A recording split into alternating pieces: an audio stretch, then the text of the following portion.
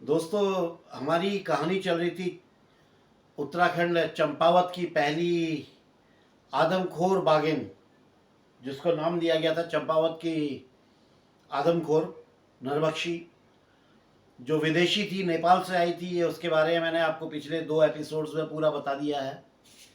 पिछले एपिसोड की मैं थोड़ा सा मेरी तबीयत खराब हो गई थी, तकलीफ बढ़ गई थी, तो मैं पूरी कहानी सुना नहीं पाया था। हाथ जोड़ के माफ़ी चाहता हूँ। आज ठीक हूँ तो सुना रहा हूँ। मैंने आपको बताया था जिम कॉर्बेट साहब के साथ में कुछ रहस्यमय घटनाएं घटी थी, कुछ पैरानॉर्मल, कुछ भूतहा घटनाएं उस गेस्ट हाउस में घटी थी जहाँ पे वो नाइट स्टे उन्होंने किया था।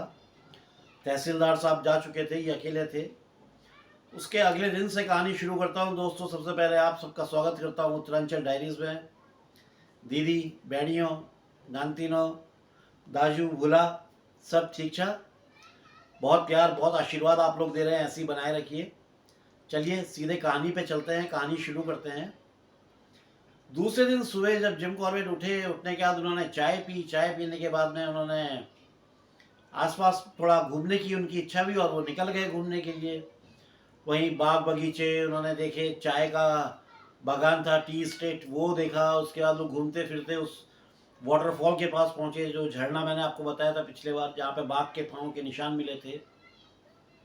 वहाँ नहाया। नहा करके जब ये अपना डाक बंगले में लौटे तो वहाँ पे तहसीलदार साहब इनका इंतज़ार कर रहे थे। दोपहर का टाइम था, चाय चल रही थी, तहसीलदार साहब बैठे हुए हैं बरामदे में, और ये बरामदे में टहल रहे थे। सामने पूरा व्यू, पूरा पहाड़ों का दिखाई पड़ रहा था, खूबसूरत नज़ारे होते थे। चंपावत बहुत खूबसूरत जगह है। तो ये टहलते टहलते बरामदे के उस कोने में चले गए, वहाँ से नीचे देखने लगे। एक हाथ पे चाय का कप है और ऐसे नीचे देख रहे हैं। तो वहीं से नीचे रोड थी जो अपना ये चंपावत को जाती थी, और उसके ही नीचे करीब 1-1.5 मील नीचे एक गांव था। इन्होंने उस गांव को देखा बड़े ध्यान से, तो उस गांव में इन्हें कुछ हलचल, कुछ गतिविधियां, कुछ एक्टिविटीज़ टाइप की दिखाई पड़ी गांव वालों की।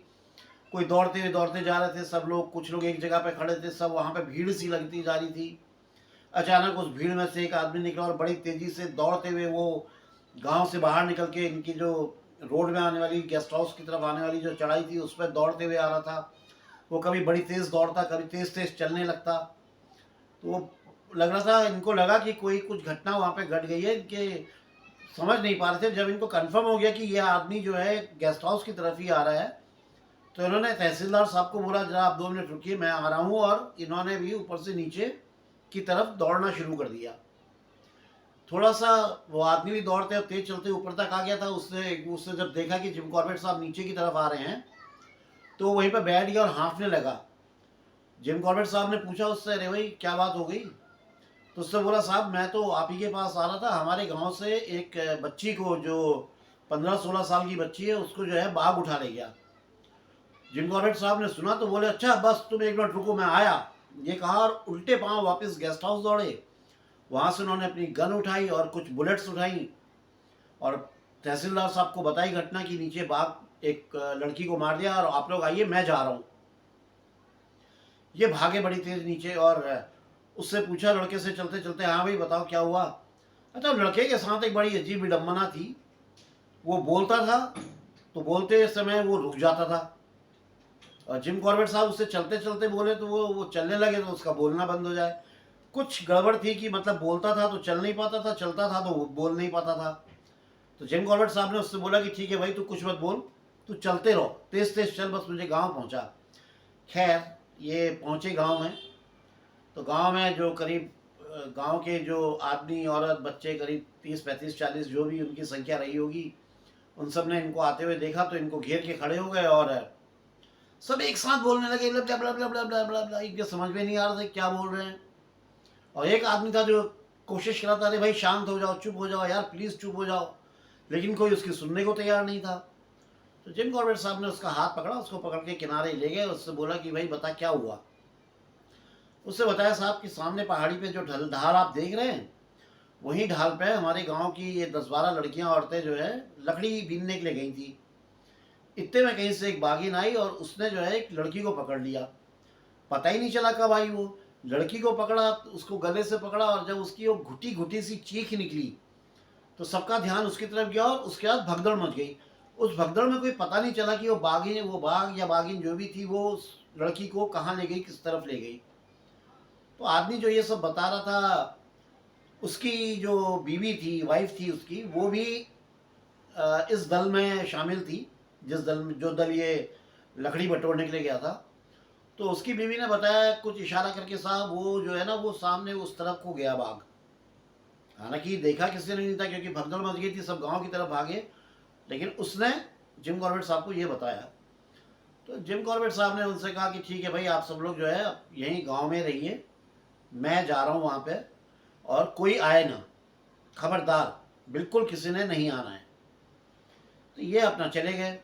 ये जब उस वो बाँझ का जो जंगल था, छोटा सा जंगल एक बाँझ का था, वहाँ पे पहुँचे तो एक नीचे इन्होंने एक जगह पे देखा कि एक छोटा सा मैदान टाइप का खेत होता है जो पहाड़ी, उसमें एक जगह पे काफ़ी खून गिरा हुआ, एक कुंड सा बन गया है खून का, और उसके बगल में ही जो है वो बच्ची की जो लड़की थी उसकी माला टूटी पड़ी हुई है, जो एक मालाएं होती है पहनती लड़कियां, उसके जो स्टोन थे, जो मणिक थे, वो बिखरे पड़े हुए थे। और उन्होंने थोड़ा और ध्यान से देखा तो एक खून की सीधी रेखा चली जा रही थी, तो और उसमें एक तरफ से पाँव के घसीटने के भी निशान थे। तो जिम कॉर्बेट साहब के जो समझ में आया वो ये था कि पहले बाघिन ने अटैक किया, उसको गले से पकड़ा, उसकी गर्दन को तोड़ के मार दिया, और उसके बाद फिर उसको उसने पीठ से पकड़ा, और पीठ से पकड़ के उसने चलना शुरू किया। जिम कॉर्बेट साहब ने भी चलना शुरू किया। देखा तो वहाँ पे एक मैदान है। तो इनको बड़ा ताज्जुब हुआ, यार इस मैदान में कहीं पे ऐसी कोई छिपने की जगह नहीं है, इतने खुले खुले में ये बाघिन कैसे आई और कैसे ले गई, क्या ले गई। तभी इनको एक बगल में एक पगडंडी ऊपर को जाती हुई दिखाई पड़ी, जो पहाड़ी के ऊपर को चढ़ रही थी। तो ये भी अपना उस पर चलने लगे। उस पर एक तरफ खून के निशान और एक तरफ पाँव के घसटने के निशान थे, क्योंकि बाघिन ने बीच से पकड़ रखा था, तो इधर भी बॉडी लटकी हुई थी, इधर भी लटकी हुई थी। करीब आधा एक मील जा कर के इनको जो है वो बच्ची की, उस लड़की की साड़ी दिखाई पड़ी। तो थोड़ा और आगे बढ़े तो फिर उसका जो है वो स्कर्ट जो होता है, पेटीकोट जिसको बोलते हैं, वो भी पड़ा हुआ दिखाई पड़ा। यानी इस बार भी जो है महिला के शरीर में कपड़े नहीं रह गए थे, वस्त्रहीन थी। बस गनीमत ये थी कि इस बार महिला जिंदा नहीं थी, वो महिला तो जिंदा थी, लेकिन ये डेड थी। इसकी ये डेड बॉडी को लेके जा रही थी, यानी कि लड़की को पहले मार दिया था और ले जा रही थी, इसलिए उसको इतना लड़की को कष्ट नहीं हो रहा होगा। तो आगे बढ़ने लगे। आगे बढ़ के इन्होंने देखा कि एक जगह पे बिच्छू घास होती है ना, शिशुण जिसको बोलते हैं, बिच्छू घास का झाड़ है, और वहीं पे जो है कटीले, काले कटीले जो झाड़ियाँ होती है पहाड़ों में बहुत होती है, वो काले काले कांटे होते हैं इतने बड़े बड़े, वो उनका झाड़ है। उनके बीच से जो है बाघिन निकल रही है, बाघिन निकली है। तो इन्होंने वो उसी में से जाना था, कोई और रास्ता नहीं था, इन्होंने भी चलना शुरू किया। तो इनको बड़ी परेशानी होने लगी, क्योंकि इन्होंने शॉर्ट्स पहन रखी थी, हाफ पैंट, पतले मोजे थे, रबड़ सोल के जूते थे, तो वो बिच्छू घास भी लग रही थी पाँव में और इधर से कांटे भी चुभ रहे थे, लेकिन फिर भी चले जा रहे थे। अचानक इनको पीछे अपने कुछ आहट सुनाई पड़ी। ये चौकन्ने हुए, इन्होंने पीछे मुड़ के देखा तो एक आदमी गन लेकर के चला आ रहा है। तो ये थोड़ा नाराज हुए, इन्होंने बोला, अरे भाई, जब मैंने मना किया था किसी को भी आने के लिए तो तुम क्यों आए हो।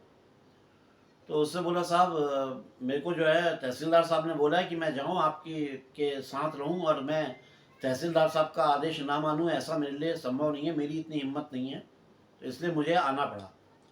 तो जिम कॉर्बेट साहब ने बोला कि अभी इससे क्या बहस करनी है यार, चलो छोड़ो, चलो ठीक है, अब एक काम करो, तुमने जो जूते पहन रखे हैं इनको उतारो, इनको यहीं रखो, और मेरे साथ, मेरे पीछे पीछे बिल्कुल मेरे साथ साथ शांत होकर चलना, बिल्कुल आवाज़ मत करना। उसने जूते उते उतार के वहीं पे कहीं पे छिपा दिए और इनके साथ चल पड़ा। अब वो इतना खौफजदा था, इतना डरा हुआ था आदमी, वो 4 कदम चलता, फट से जिम कॉर्बेट साहब का हाथ पकड़ लेता, साहब बाघ। जिम कॉर्बेट साहब देखते इधर उधर, कहीं कुछ नहीं। फिर थोड़ा आगे बढ़े तो फिर साहब बाघ। तो जिम कॉर्बेट साहब ने फिर देखा, कुछ नहीं, फिर उसको देखा तो बोला, साहब मेरे को जो है बाघ की आवाज़ कभी दाहिने से आ रही, कभी बाएं से आ रही, कभी सामने से आ रही, लेकिन बाघ की आवाज़ आ रही है, बाघ है, यहीं पे है। वो उसकी जो डर था उस सबको देख के जिम कॉर्बेट साहब चिंतित हो गए। उन्होंने बोला, यार इतना डरा हुआ ये आदमी है, इसको मैं अपने साथ लेके जा रहा हूँ, कहीं पे रिस्क हो सकता है। ये सब सोचते सोचते झाड़ पार करके एक ऐसी जगह पे पहुंचे जहाँ से एक ढाल सीधे नीचे घाटी में जाती थी। जब वो नीचे घाटी में उतरने लगे तो इनकी नज़र एक बाएं तरफ जो है अपने एक रॉक पे पड़ी, जिस रॉक की ऊंचाई करीब 35 से 40 फीट की थी, जो सीधी खड़ी रॉक थी। तो इन्होंने उस आदमी से कहा, भाई तुम इस पर चढ़ सकते हो? उसने हाँ सब चढ़ जाऊंगा। बोले ठीक है, तुम इस पर चढ़ जाओ और इसके सबसे टॉप में बैठ जाओ, और जब तक मैं ना आऊँ तब तक आप तुम नीचे मत आना। बस उसे क्या चाहिए था, उसको तो मानो जिंदगी मिल गई। उससे फटाफट जो है चढ़ के वो टॉप पे जाके बैठ गया। वहाँ से उसे जिम कॉर्बेट साहब को हाथ हिला दिया, हाँ साहब मैं ठीक हूँ, पहुँच गया हूँ, सेफ हूँ। अब जिम कॉर्बेट साहब ने भी चैन की सांस ली। अब इन्होंने उस जगह से नीचे उतरना शुरू किया। नीचे जहाँ पे उतरे तो वहाँ पे एक गधेरा था। गधेरा मतलब पहाड़ी नाला, कई बार बता चुका हूँ, पहाड़ों में गधेरा बोलते हैं, गाढ़ गधियार कहते हैं। तो वो गधेरे में पहुंचे तो वहाँ पे इन्होंने खून देखा फिर से। तो उनको ये आइडिया आया कि बाघिन जो है यहीं पे बैठ के अपना इसका शिकार को खा रही थी, लेकिन हम लोगों की आवाज़ सुन के, आहट सुन के वो शिकार को लेके कहीं चली गई है। इतने में इनकी नज़र थोड़ा सा और आगे पड़ी तो वहाँ पे कोई चीज़ चमक सी रही थी। ये वहाँ पे जाके देखा तो वहाँ पे वो बच्ची का, वो लड़की का पाँव था, घुटने से नीचे का हिस्सा, और वो इतनी सफाई से काटा गया था जैसे आरी वो कुल्हाड़ी के एक बार से काट दिया हो, बिल्कुल सपाट, बिल्कुल इतनी सफाई के साथ काट के कटा पड़ा हुआ था। तो अब ये बाघिन को भूल गए 2 मिनट के लिए। जब उसको देखा तो ये थोड़ा सा बाघिन का जो है ध्यान से उतर गई इनके। इतने में इनको इनके पीछे जो कुंड था, कुंड मतलब पानी का एक पानी आ रहा था, वहाँ पे एक थोड़ा सा तालाब जैसा बन गया था। उस उधर ही दूसरी साइड से एक दूसरी गधेरा आता था, इधर से ये आता था। उन दोनों जहाँ पे मिलते थे वहीं पे कुंड सा बन गया था। उसके बाद फिर वो उत्तर की दिशा में चला जाता था, पानी आगे की तरफ चला जाता था। तो यहाँ पे जब इन्होंने उस कुंड में थोड़ा मट्टी के गिरने की आवाज़ आई छपाक करके, तो ये एकदम अलर्ट हुए। इन्होंने गन पकड़ी और गन लेकर के ऐसे घूमे, बिल्कुल ट्रिगर पे उंगली रख के, और सामने देखा तो बाघिन बिल्कुल इन पे अटैक करने वाली थी। वो कहते ना, जाको राके साइया मार सके ना कोई। तो अटैक करने के जैसी हुई थी तो उसका वो हाथ से एक मट्टी सरक गई थी जो सीधे आके पानी में गिरी। उसकी आवाज़ से जिम कॉर्बेट साहब एकदम पलटे। उनके हाथ में गन और ट्रिगर में उंगली थी, और जैसी बाघिन की नज़र पड़ी तो बाघिन ने अटैक करने का प्लान छोड़ दिया और वो पीछे हट गई। वो पीछे हटी, यहाँ से ऐसा कुछ रास्ता नहीं था कि सीधे इस पर चढ़ जाए उसके पीछे।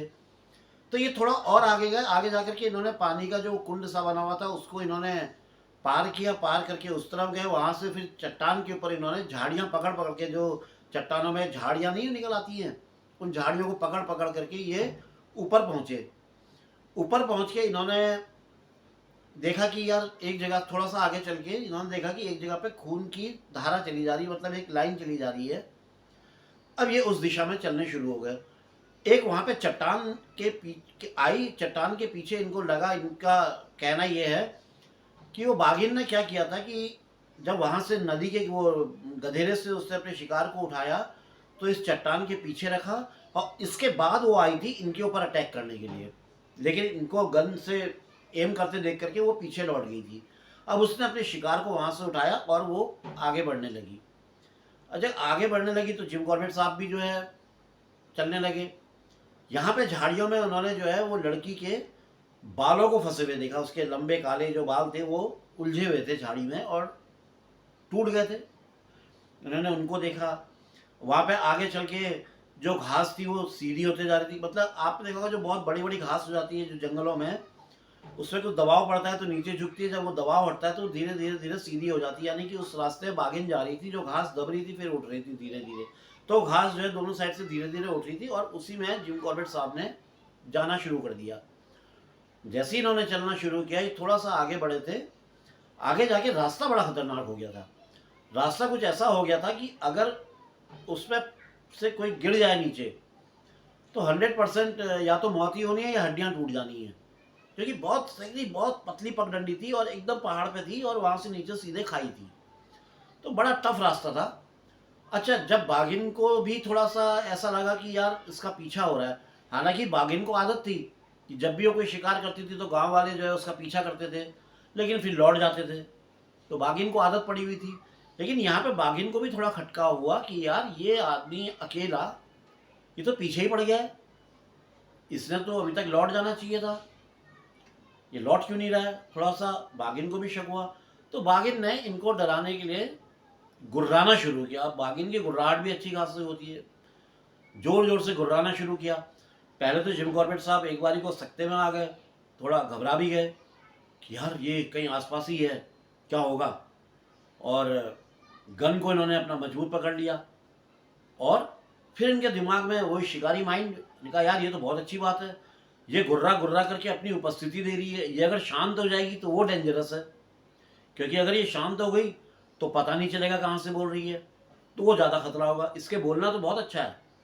तो जिम कॉर्बेट साहब उसकी आवाज़ की दिशा में चलते रहे। अब बाघिन को थोड़ा सा ये हुआ कि ये आदमी यार मेरी गुर्राहट से भी नहीं डर रहा है, तो जरूर कुछ ना कुछ तो बात है, कोई ना कोई तो गड़बड़ है। तो और उल्टा मैं जितना गुर्रा रही हूँ ये तो उल्टा उतना मेरे नज़दीक आते जा रहा है। तो उसने अब दहाड़ना गुर्राना बंद कर दिया था। अब हुआ क्या कि क्योंकि दोपहर के बाद से ये सब कार्यक्रम चल रहे थे, तो सूरज भी अब डूबने वाला था, शाम होने वाली थी, अंधेरा हो जाता थोड़ी देर में। तो जिम कॉर्बेट साहब ने सोचा कि अगर मुझे अंधेरा होने से पहले गांव वापस लौट जाना चाहिए, क्योंकि अंधेरा हो गया तो फिर मैं पूरी तरह से बाघिन की दया पे ही निर्भर हो जाऊंगा, और क्योंकि रास्ते का भी आइडिया नहीं आएगा, कई प्रॉब्लम्स आएंगी। तो इन्होंने विचार किया कि अब इसको मैं अगले दिन आऊँगा सुबह, फिर इसको ढूंढूंगा और कुछ विचार किया जाएगा इसको मारने का। अब ये वहाँ से वापस हो रही है, वापस उतर करके ये आए। अब ये उस जगह पे आए जहाँ पे इन्होंने वो लड़की का पाँव देखा था। तो इन्होंने एक वहीं पे गड्ढा खोदा, गड्ढा खोद के उस पाँव को उस पर दबा दिया, क्योंकि अब याद मैंने बताया था कि हिंदू उसमें हम लोगों को दाह संस्कार करने के लिए कुछ भी अवशेष मिल जाए हम उसका दाह संस्कार कर देते हैं मृतक का, उसकी आत्मा की शांति के लिए। तो ज़रूरत पड़ेगी तो इस गड्ढे से इस पाँव को निकाल लिया जाएगा और दाह संस्कार हो जाएगा। तो ये सोच के साथ उन्होंने, और फिर इसको दूसरे जानवर भी नहीं खाएंगे करके दबा करके उस पर एक निशान सा लगा दिया। और उसके बाद ये चले उस टीले के पास पहुँचे, वहाँ से भाई उस आदमी को बुलाया। जब उस आदमी ने देखा तो वो बड़ा खुश, साहब जिंदा आ गए। क्योंकि उसने जब बाघिन की गुर्राहट सुनी तो उसको ये लगा कि जिम कॉर्बेट साहब तो गए, बाघिन उनको भी ले गई, अब मैं घर कैसे जाऊं उसको डर ये बैठा हुआ था, मैं घर कैसे जाऊं वापस। लेकिन जिम कॉर्बेट साहब को उसने देखा तो उसकी थोड़ा हिम्मत, वो खुश हो गया और हिम्मती हो गया और आया नीचे उतर के। और उसके बाद वो जिम कॉर्बेट साहब आगे आगे, वो पीछे पीछे चलने लगा। हालांकि वो बहुत डरा हुआ था, अभी भी बहुत घबराहट थी, और उसके हाथ में गन थी, और गन भी ऐसी जिसमें कोई सेफ्टी लॉक नहीं था, सेफ्टी क्लच जिसको बोलते हैं वो नहीं था, और वो बार बार गिर रहा था पीछे। और जिम कॉर्बेट साहब जितने बार वो गिर रहा था, जिम कॉर्बेट साहब उतने बार कांप जा रहे थे, क्योंकि अनाड़ी के हाथ में बंदूक थी, घबराहट से भरा हुआ था, फिसलता गलती से ट्रिगर दब जाता तो सारी गोलियां जो है जिम कॉर्बेट साहब के शरीर को आर पार कर जाती। तो उसी जिम कॉर्बेट साहब ने उस आदमी को बोला, भाई तू मेरे से आगे चल, मैं तेरे पीछे चल रहा हूँ, आगे का ध्यान रख, पीछे का मैं ध्यान रखता हूँ, चल। और उसी दिन जिम कॉर्बेट साहब ने प्रण कर लिया, कसम खा ली कि अगर आई वेस्टर्न साहब होंगे तब तो मैं साथ में शिकार में जाऊंगा, नहीं तो कभी मैं किसी को अपने साथ शिकार पे किसी को लेके नहीं जाऊंगा, मैं अकेले जाऊंगा, कोई साथी लेके नहीं जाऊंगा, क्योंकि वो उल्टा मेरी जान पे बन जाएगी। खैर ये अब उस जगह पे पहुंचे जहाँ पे जूते वूते छिपाए थे उस आदमी ने। उसने अपने जूते निकाले, जूते वूते पहनने लगा, इन्होंने अपनी सिगरेट जलाई, और सिगरेट जला के ये सोचने लगे कि अब क्या किया जाए, कैसे किया जाए। इन्होंने विचार विचार कुछ किया। उसके बाद ये पहुंचे गांव में, तहसीलदार साहब भी इंतज़ार कर रहे थे। तहसीलदार साहब को इन्होंने बोला कि साहब ऐसा है कि देखिए वो बच्ची को तो बाघिन ने आज रात में पूरा खा लेना है, पूरा सफा चट कर लेना है, और कल जो है वो जरूर किसी ना किसी चट्टान के ऊपर आराम करेगी, दिन भर पेट भरा रहेगा उसका, वो आराम करेगी। तो हम कल अपनी एक रणनीति बनाते हैं और कल हम इसका शिकार करेंगे। इसके लिए आप जितने ज़्यादा से ज़्यादा आदमी जमा कर सकते हैं करिए। हालांकि जिम कॉर्बेट साहब जानते थे कि इनके लिए आदमी जमा करना बड़ा मुश्किल होगा, क्योंकि उस आदमखोर का जो आतंक था, उस आतंक की वजह से हिम्मत नहीं करता कोई जंगल में आने की। तो लेकिन फिर भी ये अपना गेस्ट हाउस की तरफ चले गए और वहाँ पे अपना इन्होंने रात में खाना ना खाया, सुबह जल्दी उठे, जल्दी उठ के इन्होंने पेट भर खाया और चल चल पड़े ये नीचे गांव की तरफ। इन्होंने तहसीलदार साहब को बता दिया था कि कल 10 बजे आप सारे आदमियों को लेकर के इसी पेड़ के पास मिलिएगा बाँच के, जहाँ पे उस बच्ची को बागिन लेके गई थी। तो ये समय से थोड़ा पहले पहुंच गए थे। पहले पहुंच के इन्होंने वहाँ पे पेड़ के पास जाके और उसके आसपास के क्षेत्र का सारा मुआयना कर लिया, सेटिस्फाइड हो गए अपनी योजना पे जो इन्होंने बनाई थी कि हाँ ये ठीक है, सब विचार कर लिया। 10 बजे के करीब जो है तहसीलदार साहब और उनके साथ उनका एक अर्दली चपरासी जो होता था, वो 2 लोग आए। अब ये 3 लोग हो गए। थोड़ी देर में देखा 2 लोग और आ गए, फिर 2 से 5 लोग आ गए, फिर कोई 10 का दल आ रहा है, फिर कोई 15 का दल आ रहा है। ऐसे ऐसे करके लोगों का आना शुरू हो गया। होते होते 298 लोग वहाँ पे आ गए। अब जिम कॉर्बेट साहब ने उनको लेके चलना शुरू किया और एक पहाड़ के उस पर थोड़ी ऊंचाई पे, पहाड़ पे एक जगह पे ले जाके उनको समझाया, उनको ब्रीफ किया कि भाई आप सब लोगों ने एक लाइन, एक पंक्तिबद्ध खड़े हो जाना है और जब मैं इशारा करूँ, मेरा इशारा होगा, ये उन्होंने अपनी जेब से रुमाल निकाला, जब मैं ये रुमाल को नीचे गिरा दूँ, इस रुमाल को जब मैं नीचे गिरा दूँ, तब आप जो है अपनी फायर करना शुरू कर देना। ये जो ढोल ताशे आप लाए हुए हैं ये बजाना शुरू कर देना, ये नगाड़े वगाड़े, और जिनके हाथ में बंदूक है या ऐसा वो नहीं है, वो जो है बड़े बड़े पत्थर उठाना और लुढ़काना शुरू कर देना, पत्थर मारना शुरू कर देना और शोर करना खूब। अब वो सब पंक्तिबद्ध हो गए और तैयार हो गए अपना एक क्या बोलते हैं इसको, अपना, अरे यार जो भी बोलते हैं यार यही हो जाता, शब्द भूल जाता हूँ। तैयार हो गया। उसके बाद जिम कॉर्बेट साहब अपने निश्चित स्थान पे जहाँ पे उन्होंने प्लान किया था, वो सकरा रास्ता, क्योंकि वहीं से बागिन के निकलने का एकमात्र रास्ता बचता था, वहाँ पे कहीं पे ये बैठेंगे और वहीं से बागिन को मारेंगे। इन्होंने चलना शुरू किया तो देखा कि तहसीलदार साहब भी इनके साथ साथ चले आ रहे हैं। इन्होंने पूछा भाई कहाँ, कैसे आप? बोले साहब ऐसा है, देखिए उनके पास तो सब ऐसी सस्ती देसी वैसी बंदूकें हैं और वो कोई ऐसे शिकारी और ऐसे कोई निशानेबाज नहीं है, कहीं अनशंट गोली चलाएंगे वो, और कहीं किसी की नाल वाल फट गई, कोई छर्रे इधर उधर हो गए तो कहीं एक आध मेरे लग गया तो मेरा तो काम हो जाएगा, इसलिए मैं उनके साथ नहीं, मैं आपके साथ सेफ हूँ। तो जिम कॉर्बेट साहब बोले ठीक है चलो। अब चलने लगे तब ये फिर उसी जगह से गुजरे हुए, जो झाड़ियाँ थी जहाँ पे बिच्छू घास वगैरह था, वहाँ से निकले तो जो तहसीलदार साहब थे इनकी हालत ख़राब हो गई, क्योंकि इन्होंने वो पर्टिकुलर ड्रेस हंटिंग वाली तो पहन नहीं रखी थी, पतली पैंट शर्ट वगैरह पहन रखी थी, तमाम बिच्छू लग गए थे, कांटे चुभ गए थे, तो ये एक जगह पे बैठ गए, इनके पाँव में छाले पड़ गए थे।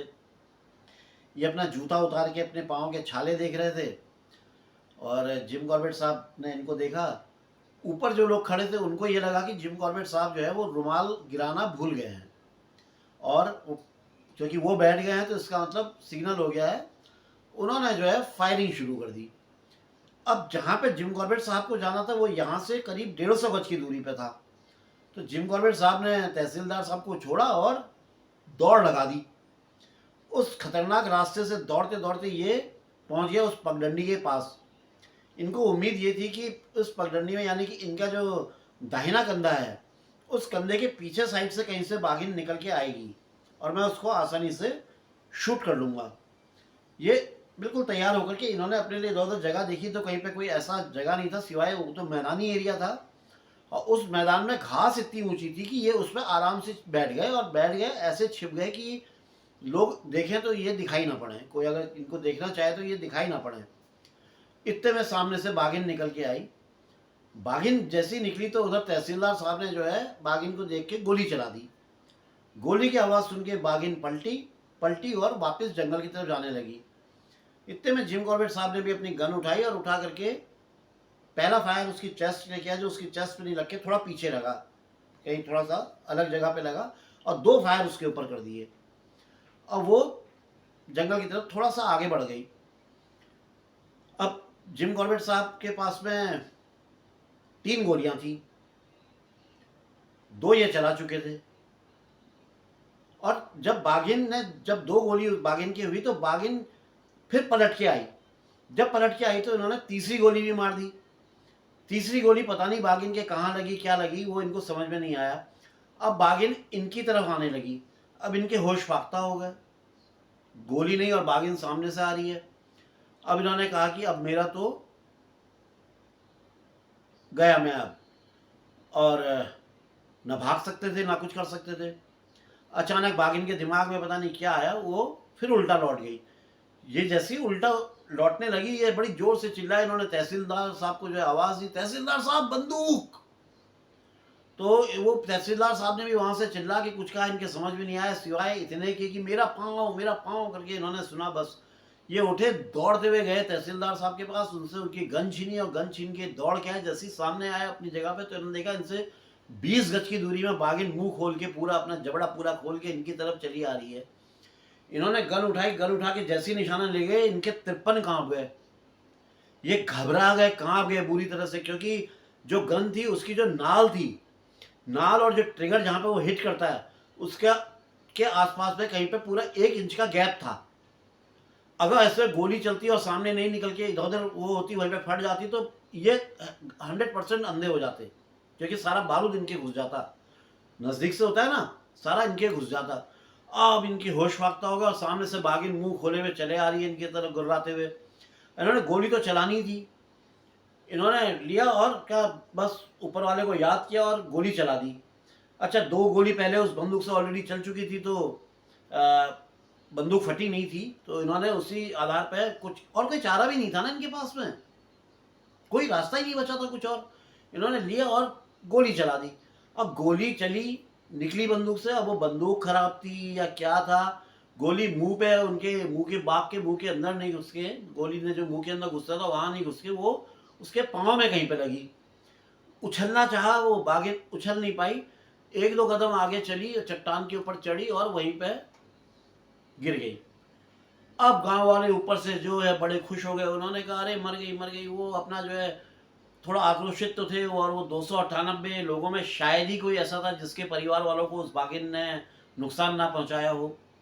तो वो बड़े आक्रोशित होकर के, काट डालेंगे इसको, आज चीर डालेंगे इसको, ये वो करके ऊपर से शोर करते हुए आने लगे।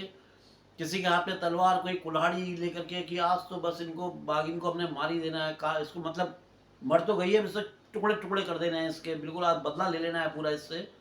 तो जिम कॉर्बेट साहब एकदम घबरा के उन्होंने कहा यार, अगर उन्होंने ऐसा कुछ कर दिया तो ये पूरी जो है इसकी खाल जो है ख़राब हो जाएगी। तो ये दौड़ते हुए गए और ये चट्टान के ऊपर चढ़ गए जिसमें बाघिन पड़ी हुई थी। अमून तक किया क्या जाता है, हमेशा पत्थर वत्थर या कोई चीज़ से मार के देखा जाता है कि बाघिन जिंदा है कि नहीं। मैंने एक बार आपको बताया भी था कि शिकारियों की कहावत है, बाघ की जब तक खाल ना उतर जाए तब तक उसको जिंदा समझो। बाघ को आपने मार दिया, लेकिन जब तक उसकी खाल वाला पूरी ना उतार लो तब तक उसको जिंदा समझो। तो ये एक शिकारियों में कहावत है। तो इन्होंने वो भी नहीं किया, चेक भी नहीं किया, क्योंकि ये इतना घबरा गए कि वो गांव वाले पहले पहुंच जाएंगे तो वो इसको इसको नुकसान कर देंगे, इसको काट देंगे, इसको वो कर देंगे। ये वहाँ पहुंचे तो जब तक आप देखा तो एक भीड़ में जो सबसे आगे नेता बना हुआ तलवार लेकर के दौड़ते हुए चला आ रहा था, कहता यही है वो बाघिन जिसने मेरी बीवी को खा गई, मेरे 2-2 बच्चों को खा गई, मैं तो आज इसको बिल्कुल चीर डालूंगा, सबसे पहले मैं मारूंगा, ये वो करके वो दौड़ते हुए आ रहा था। और जैसे ही वो सब लोग नज़दीक आए, उन्होंने देखा उसकी बॉडी को बाघ की, तो उसने अपनी तलवार नीचे रख दी और जिम कॉर्बेट साहब के हाथ जोड़ दिए। जब उसने तलवार नीचे रखी तो बाकी जो कुल्हाड़ी उलाड़ी लेकर के आए थे उन सबके भी हाथ नीचे हो गए।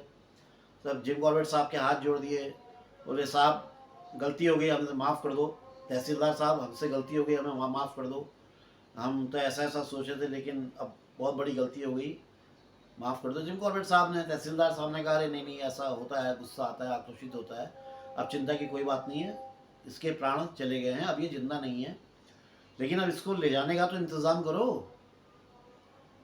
तो फिर 2 पेड़ के तने उन्हें काटे गए, 2 तने काट के उसको लताओं से बांधा गया, बांध करके उसको लेके जाने लगे। तो सब वो पतली सी पगडंडी जो थी उस पर चढ़ाई, जो मैंने बताया ना बड़ी खतरनाक रास्ता था, उसी में चढ़ने लगे।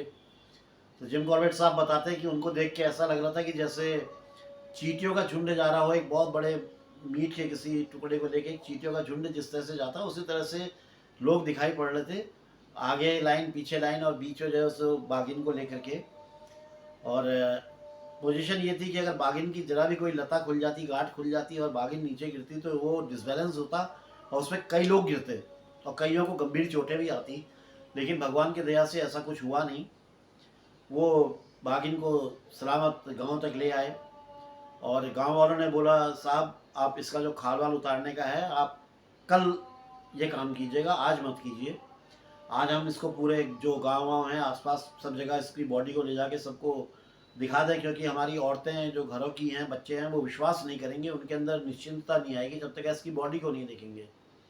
तो जिम कॉर्बेट साहब ने बोला ठीक है आप ले जाओ इसको और गेस्ट हाउस ले आना। और उसके बाद में ये कॉर्बेट साहब और तहसीलदार साहब जो है चंपावत की तरफ चले गए, जो गेस्ट हाउस था चंपावत में। अपने आदमियों को इन्होंने सुबह ही कह दिया था कि तुम नीचे चंपावत में आके मेरे को मिलना। अब ये सब जो है चंपावत आ गए। रात में करीब 10 बजे के आसपास देखा लोग मशाल लेकर के चले आ रहे हैं और खूब गाते बजाते स्वर से स्वर मिलाते, यानी कि झोड़े गाते हुए, झोड़े में ही स्वर से स्वर मिला देते हैं ना, तो स्वर से स्वर झोड़े में ही मिलता है। खोल दे माता खोल भवानी धार में केवाड़ा, फिर सब लोग बोलते हैं। तो उस तरह से सब लोग मतलब गाते बजाते चले आ रहे थे और ला करके उस बॉडी को बाघ की इन्होंने कॉर्बेट साहब के पाँव के पास रख दिया। रात हो गई थी तो कॉर्बेट साहब ने भी सोचा कि अब इसका जो है खालवाल जो है कल उतारूंगा, और उसके पास में एक पुलिस वाले की ड्यूटी लग गई पहरेदारी करने के लिए कि इस बाघिन की बॉडी की पहरेदारी करे। और जिम कॉर्बेट साहब जाके सो गए। अगले दिन सुबह उठे, इन्होंने अपना नाइफ निकाला और बाघ की खाल उतारनी शुरू करी। तो तहसीलदार साहब ने आके बताया कि साहब चंपावत के लोग जो है आपका अभिनंदन करना चाहते हैं और उसके लिए उन्होंने एक भोज का आयोजन किया है और मुख्य अतिथि आप ही हैं, आपको आना है। और जिम कॉर्बेट साहब को ये था कि मैं जल्दी जल्दी खाल निकालूं और वापस जाऊं नैनीताल। तो इन्होंने भोजन का आमंत्रण स्वीकार किया और बोला भाई मैं पूरा शाम तक तो नहीं रहूँगा, दोपहर तक मैं वहाँ पे रहूँगा और उसके बाद में मैं अपना निकल जाऊँगा। आगे की जो सब कार्यवाही है वो तहसीलदार साहब आप देख लीजिएगा। तो खैर ये सब हुआ। उसके बाद में ये आए और इन्होंने जो मतलब खाल तो उतार ली थी, अपना सामान वामान उठाया, उसके बाद ये अपना चल पड़े। अब ये पहुँचे धुना घाट। धुना घाट में इन्होंने रात बिताई और अगले दिन सुबह उठ के इन्होंने फिर जो है खाल को दोबारा से अच्छी तरह साफ़ किया, उसका जितना फैट होता है सब वो फिट करी और उससे लगा करके चौक से उसको जो है पूरा अच्छी तरह साफ़ किया, नहीं तो खाल ख़राब हो जाती है, बहुत कायदे से सफाई करनी पड़ती है। और उसके जो नाखून और दांत थे वो उन्होंने वहीं चंपावत में गांव वालों को दे दिए थे। उन लोगों को उनकी मान्यता की थी कि ये बाघ के नाखून या जो दांत अगर उसका लॉकेट हो तो ना जंगली जानवर का डर होता है ना किसी और तरह का कोई डर होता है, बच्चे निडर हो जाते हैं, एक ये मान्यता है। तो वो दे दिए थे उन्होंने। अगले दिन जब ये वहाँ से निकले तो इनको जो है जब देवीधुरा के लिए निकल रहे थे तो इनको जो है पाली गांव दिखाई पड़ा और उस औरत की याद आई जिसने अपनी आवाज़ गवा दी थी। ये गए वहाँ और इन्होंने सोचा कि चलो यार पाली में उसको दिखा दूँ। ये गए पाली। पाली पहुँच के इन्होंने उसके घर के बाहर उस खाल को निकाला, रखा, बिछाया और उसके जो जबड़ा था उसके नीचे एक पत्थर लगा करके ऐसे उसकी देहली की तरफ को मुँह करके बाघ को लिटा दिया। अब बच्चों की आवाज़ और जो बच्चों का कौतूहल था उसकी आवाज़ सुन के वो महिला अंदर से बाहर आई, उसने बाघ को देखा तो वो उसकी चीख निकल गई और चिल्लाई, जो 11-12 महीने से जिसकी आवाज़ नहीं निकली थी। अब वो अपने घर के बरामदे में कभी इधर दौड़ रही थी, कभी उधर दौड़ रही थी, कभी अपने घर वालों को आवाज़ दे रही थी, कभी गांव वालों को आवाज़ दे रही थी, अरे देखो कॉर्बेट साहब हमारे लिए क्या लाए हैं, अरे देखो कॉर्बेट साहब हमारे लिए क्या लाए हैं। बच्चे बड़े खुश हो गए थे उसकी आवाज़ सुन करके, यानी कि उसकी जो आवाज़ एक सदमे में गई थी वो सदमे से उबर करके उसकी आवाज़ लौट के आ गई थी। ये एक बहुत बड़ा तोहफा था जिम कॉर्बेट साहब के लिए। उसके बाद सारे गांव वाले आए, उन्होंने कॉर्बेट साहब का अभिनंदन किया। फिर कॉर्बेट साहब ने परमिशन मांगी कि ठीक है मुझे यहाँ से चलने हैं और अब आप मुझे जो है आज्ञा दीजिए मैं यहाँ से चलूँ। फिर वहाँ से वो निकले तो पाली गांव के लोग आधे से ज़्यादा रास्ते तक उनको जो है छोड़ने के लिए आए। उसके बाद में देवीधुरा से ये निकले और बोलते हैं अपने घोड़े की इन्होंने बड़ी तारीफ़ करी कि मेरा घोड़ा जिसके पाँव तो मजबूत थे उसका दिल भी इतना मजबूत था। उसने देवीधुरा से लेकर नैनीताल तक का 48 मील का सफ़र सुबह 9 बजे से चल के शाम के 6 बजे नैनीताल पहुंच के पूरा कर लिया। तो 438, कुछ लोग कहते हैं 436, कई लोग कहते हैं 438, और मेरा भी मानना यह है कि उसने 438वां शिकार इस लड़की को किया था जो इसका अंतिम शिकार था। तो 438 शिकार ये ऑफिशियल हैं, जो रजिस्टर्ड हैं। इसके अलावा और कितने मारे वो अलग हैं, और कई जो इससे बच गए यानी कि घायल हो गए वो अलग है, उनकी गिनती इनमें नहीं है। तो मारे एक्चुअल कितने हैं वो नहीं कहा जा सकता है, लेकिन गवर्नमेंट ने जो इसको मैन ईटर जब इसको घोषित किया था तो उस टाइम इसके 400 से ऊपर शिकार हो गए थे, और 438वां शिकार इस बच्ची को किया था। तो दोस्तों, अब कैसी लगी ये कहानी आपके लाइक और कमेंट्स से पता चलेगा मुझे। और जो मित्र आज पहली बार आए हुए हैं उन सबसे रिक्वेस्ट करूँगा कि प्लीज़ चैनल को सब्सक्राइब कर दें, लाइक करें, कमेंट करें, और आगे की कहानियाँ जारी रहेंगी। अभी कई कहानी हैं। सबसे अद्भुत कहानी है जो रुद्रपुर का आदमखोर था, वो एक तेंदुआ था, उसकी कहानी सुनानी है। और भी कई कहानियाँ हैं, चौगढ़ का है। तो जो कुमाऊँ और अपने गढ़वाल के उत्तराखंड के जितने भाग हुए उस टाइम में, उन सब की कहानी कई सुना चुका हूँ, कुछ बची हैं, उनको भी धीरे धीरे करके पूरा कर दूँगा। आप अपना प्यार, अपना आशीर्वाद ऐसे ही बना के रखिए। आपके आशीर्वाद की सख्त ज़रूरत है मुझे। उत्तरांचल डायरीज़ ये जो चैनल है, इसको तो आपका आशीर्वाद चाहिए, मुझे आपका आशीर्वाद चाहिए कि मैं जल्दी ठीक हो जाऊं, ठीक होकर के उन स्थानों पे जाऊं जिन स्थानों पे जिम कॉर्बेट साहब ने इन हंट्स को किया, इन शिकारों को किया था। और हाँ, एक वादा आपसे ज़रूर किया है, वो भी पूरा करूँगा जैसे ही होगा, कि वो जिम कॉर्बेट साहब के साथ में वो भुतहा घटना क्या घटी थी, वो कहीं ना कहीं से पता करके वो कहानी ज़रूर सुनाऊँगा। तो दोस्तों, ज़्यादा समय ना लेते हुए आप सबसे विदा चाहता हूँ। जय बद्री विशाल, जय उत्तरांचल, जय माँ भारती।